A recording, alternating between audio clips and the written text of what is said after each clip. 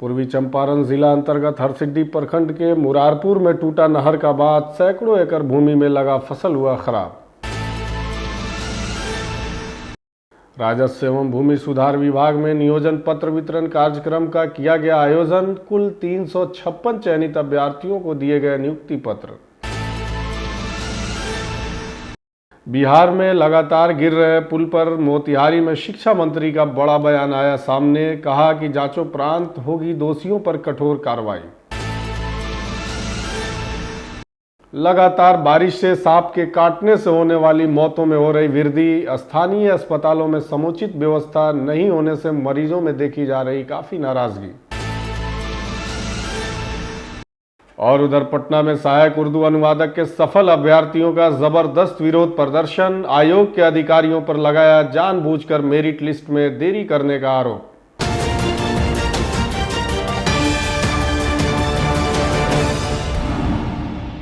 इधर नेपाल में हो रही बारिश का असर पूर्वी चंपारण में भी जगह जगह देखने को मिल रहा है। लगातार बारिश से नदियों के साथ साथ नहरों का भी जलस्तर बढ़ रहा है। वहीं पूर्वी चंपारण के हरसिद्धि प्रखंड के मुरारपुर गुलरिया टोला में लगातार बारिश से नहर का बांध तकरीबन 25 से 30 फीट टूट गया, जिसके कारण कई गांव जलमग्न हो गए और सैकड़ों एकड़ की खेती बर्बाद हो गई। वहीं 2 बच्चों के पानी में डूबने से उनकी हालत खराब है, जिसका इलाज सदर अस्पताल में किया जा रहा है। इधर तेज बहाव के कारण मुरारपुर मुख्य लिंक पथ भी 15 से 20 फीट टूट गया। स्थानीय लोगों ने एसटीवी न्यूज से बात करते हुए कहा कि सुबह 4 बजे सूचना मिली कि नहर का बांध टूट गया है और लोगों के घरों में पानी घुस रहा है। उसके बाद आलन फानन में जेसीबी को बुलाया गया और कई घंटों से नहर के टूटे बांध की मरम्मती की जा रही है, लेकिन इसमें कोई सुधार नहीं हो पाया है। देखिए मोतिहारी संवाददाता प्रकाश कुमार की ये रिपोर्ट। नेपाल में भारी बारिश होने के कारण जो है अब नदी तो उफान में है ही और नहरों में भी अब जो है जो कटाव की जो है हो रही है। अब जो आप इस वक्त हम हरसिद्धि जो प्रखंड के मुरारपुर में हैं, जहाँ पे जो है नहर जो है कटाव करके पूरे गांव में जो है मुरारपुर लगभग जो गांव है उसमें पानी घुस गया है।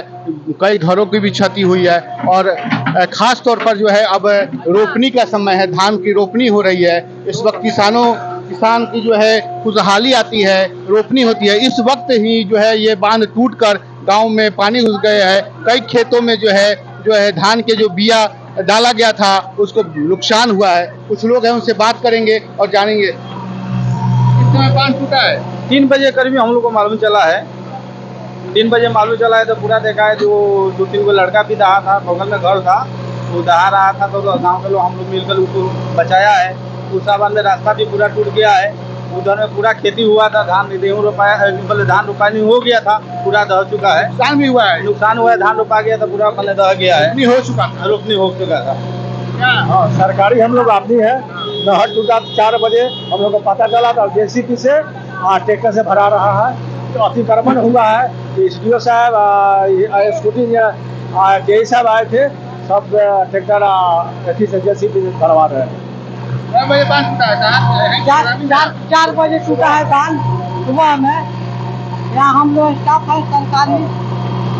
4 बजे जैसे हम लोग को पता चला है तो हम लोग आकर और यहाँ काम चालू कर दिए हैं अपना। जाल माल की क्षति नहीं है ना, जाल माल की क्षति नहीं है, कुछ क्षति है, बस यही है, काम हो रहा है। अरविंद कुमार। हालांकि जो जेसीबी से जो है बांध की मरम्मत की जा रही है। जो सरकारी विभाग है वो लगा हुआ है बांध की मरम्मत करने में। पूर्वी चंपारण मोतिहारी के महात्मा गांधी प्रेक्षागृह में राजस्व एवं भूमि सुधार विभाग के चयनित अभ्यर्थियों के बीच नियुक्ति पत्र वितरण कार्यक्रम का आयोजन किया गया, जिसमें राजस्व एवं भूमि सुधार विभाग एवं भू अभिलेख एवं परिमाप निदेशालय बिहार सरकार द्वारा बिहार के सभी जिलों में नवनियुक्त सर्वेक्षण कर्मियों का नियोजन पत्र दिया गया। इस कार्यक्रम का उद्घाटन माननीय मुख्यमंत्री बिहार सरकार नीतीश कुमार के द्वारा राजधानी पटना के संवाद भवन में किया गया। वहीं वर्चुअल माध्यम से बिहार के सभी जिलों में प्रभारी मंत्री द्वारा इस नियोजन पत्र वितरण समारोह का उद्घाटन किया गया। पूर्वी चंपारण जिला अंतर्गत महात्मा गांधी प्रेक्षागृह में नियोजन पत्र वितरण कार्यक्रम का आयोजन हुआ, जिसमें जिले के कुल 356 अभ्यर्थियों को नियोजन पत्र दिया गया।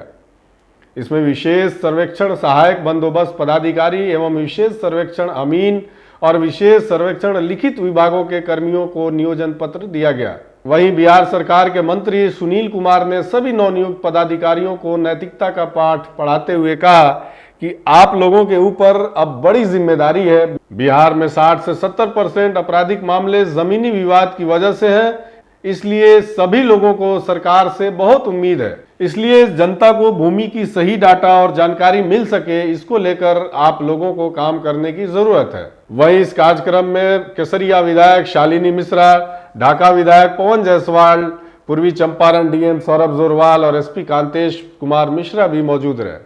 पूर्वी चंपारण मोतिहारी के बापू सभागार में नवनियुक्त कर्मचारियों को नियोजन पत्र देने के बाद बिहार सरकार के शिक्षा मंत्री लगातार गिर रहे पुल के सवाल पर कहा कि सरकार ऐसे मामलों पर गंभीरता पूर्वक विचार कर रही है और सरकार ऐसे मामलों पर काफी गंभीर है तथा बड़े पैमाने पर इसकी जांच भी की जा रही है। इस मामले में दोषियों पर कठोर कार्रवाई की जाएगी। आगे उन्होंने कहा कि कुछ पुल पुराने हैं और कुछ पुल में अगर कहीं कोई कमी है तो इसकी जांच कर प्रक्रिया के तहत पूरी कार्रवाई की जाएगी। बाढ़ पूर्व सभी तैयारियों का जायजा लिया जा रहा है और जांचोपरांत सभी दोषियों पर कड़ी से कड़ी कार्रवाई होना निश्चित है। वही सम्राट चौधरी के मुरेठा उतारने के सवाल पर कहा कि उनका ये व्यक्तिगत मामला है, हर वक्तव्य को उसका मायने नहीं लगाना चाहिए, इसको तूल देने की कोई जरूरत नहीं है। एनडीए की सरकार यहाँ मजबूती से काम कर रही है और आगे भी करती रहेगी। तूल देने की आवश्यकता मेरे ख्याल से नहीं है। एनडीए की सरकार मजबूती के साथ चल रही है और आगे भी चलेगी। तो फिर आज बिहार में तो सिवान में 2 पुल भी, तो आज आपने पेपर में पढ़ा होगा कि अगर कहीं भी पुराने पुल गिरे हों या नए नवनिर्मित अगर निर्माणाधीन हो तो हर एक पुल की या इस तरह की कोई भी वारदात होते हैं तो उसकी जांच होती है और अगर कोई दोषी पाया जाता है तो कार्रवाई होती है। कुछ पुल पुराने हैं और कुछ पुल में जहां कमियां पाई जाएंगी, अगर किसी तरह की कमी होगी तो निश्चित रूप से जो इसके लिए दोषी है उसकी एक प्रक्रिया है। अगर पदाधिकारी दोषी है उस पर कार्रवाई होगी, अगर एजेंसी में कमी पाई जाती है तो उस पर भी कार्रवाई होगी। ब्लैक लिस्ट होते हैं तो सभी की प्रक्रिया बनी हुई है।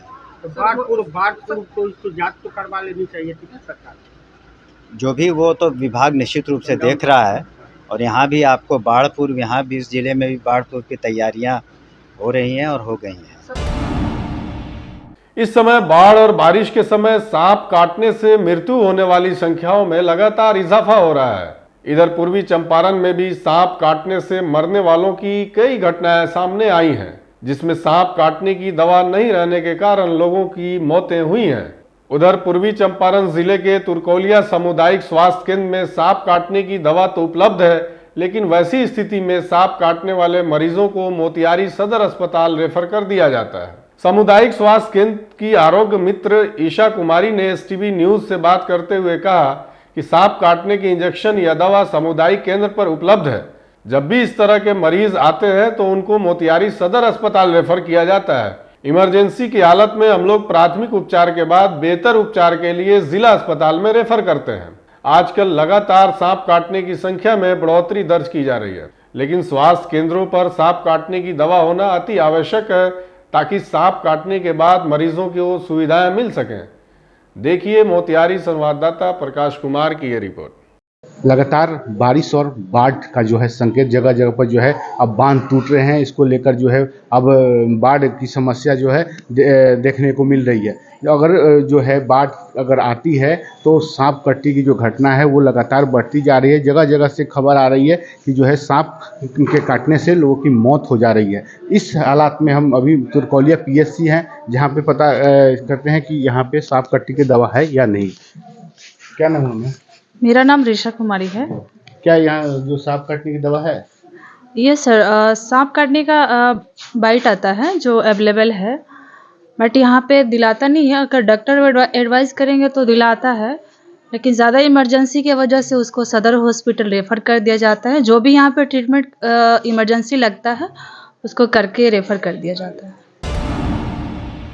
एक तरफ बिहार के मुख्यमंत्री जी का यह नारा चारों तरफ खूब वायरल है कि रोजगार मतलब नीतीश कुमार, मगर वहीं बिहार के ही एक आयोग से एक बेहद दुखद मामला सामने आया है, जहां 2019 की बहाली की प्रक्रिया अब तक पूर्ण नहीं हो सकी है। गौरतलब है कि बिहार कर्मचारी चयन आयोग द्वारा 2019 में ही सहायक उर्दू अनुवादक की बहाली का विज्ञापन आया था, मगर ये बहाली अब तक सिर्फ आयोग के सुस्त अफसरों के चक्कर में पूर्ण नहीं हो सकी है। विगत मंगलवार को विभिन्न जिलों से आए लगभग 200 अभ्यर्थियों ने आयोग के बाहर जमकर विरोध प्रदर्शन किया और आयोग के ऊपर जानबूझकर अनदेखी करने तथा लगातार अधिकारियों द्वारा अलग अलग तारीख बताकर गुमराह करने का सीधा आरोप लगाया है।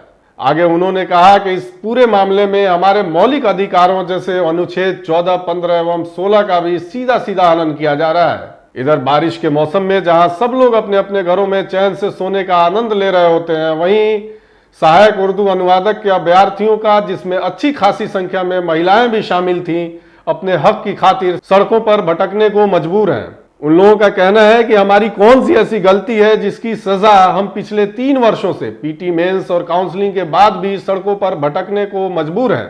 बिहार के सभी जिलों से आए अभ्यर्थियों ने मुख्यमंत्री से ये अपील की है कि वो अब इस मामले में हस्तक्षेप करें और जल्द से जल्द हमें अपना हक दिलाने में मदद करें। तब जाकर न्याय के साथ सबका विकास और रोजगार मतलब नीतीश कुमार का ये नारा सही साबित होगा।